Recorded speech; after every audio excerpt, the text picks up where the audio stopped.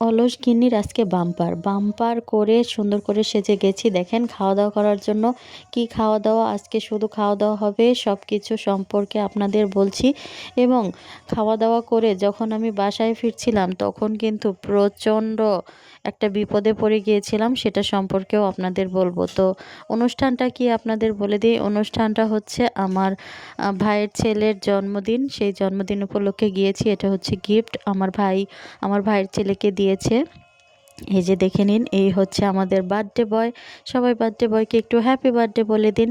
তো বার্থডে মানেই বার্থডে, শুধু কেন, যে কোনো অনুষ্ঠান মানেই কিন্তু শুধু খাওয়া দাওয়া খাওয়া দাওয়া আর খাওয়া দাওয়া। তো এখানে খাওয়া দাওয়া উপলক্ষে বা বার্থডে উপলক্ষে যাই বলেন না কেন, খাওয়াটাই হচ্ছে মেন। তো খাওয়ার জন্যই গেছি এবং খাওয়া দাওয়ার ভিডিওই দেখাবো, দেখতে থাকেন। আর শেষে যে বিপদটাই বললাম সেটাও আপনাদের দেখাবো। তো এখানে ফটো সেশন হচ্ছে, ফটো সেশনের পরে আমার ভাইয়ের ছেলে শ্যাম কিন্তু কেকটা কেটে নিল। আমার ভাইয়ের ছেলের নাম হচ্ছে শ্যাম। তো আশেপাশে সবাই দাঁড়িয়ে আছে, আমার মেয়ে এবং আমার ভাইয়ের ছেলের বান্ধবী বসে আছে। তো এখানে সবাই কিন্তু আশীর্বাদ করছে, আমার মাসি করছে, আমার ভাই করছে, তারপর আমার মেসো করছে, তারপর আমার মা করবে এবং শেষে কিন্তু আমার বৌদি করবে, মানে ছেলের একমাত্র মা।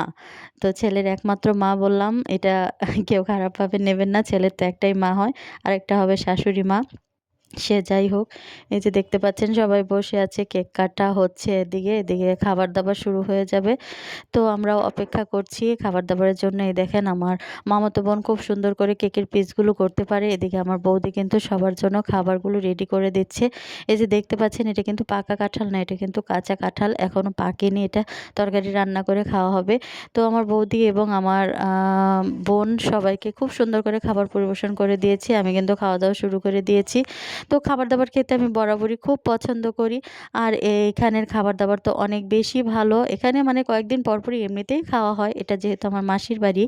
তো এই যে শেষে আর পারছি না দেখে বৌদিকে বললাম টমেটো সস দাও, আমি টমেটো সস দিয়ে খেয়ে নিই। তো এই যে টমেটো সস দিয়ে কিন্তু খেয়ে নিচ্ছি। তো ভীষণ ভালো লাগছে খাবার দাবারগুলো। আর আপনাদের ভিডিওটা কেমন লাগছে অবশ্যই জানিয়ে যাবেন। তো খাওয়া দাওয়া কিন্তু আমার প্রায় শেষ, এবার সেই বিপদটা ঘটবে।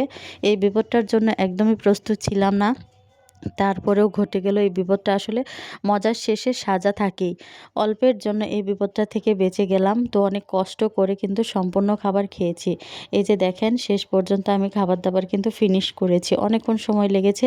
তো বাসায় ফেরার সময় হঠাৎ করে প্রচণ্ড জোরে ঝড় চলে এসেছিল, যেহেতু বাচ্চা কাচ্চা নিয়ে বাসায় ফিরছিলাম।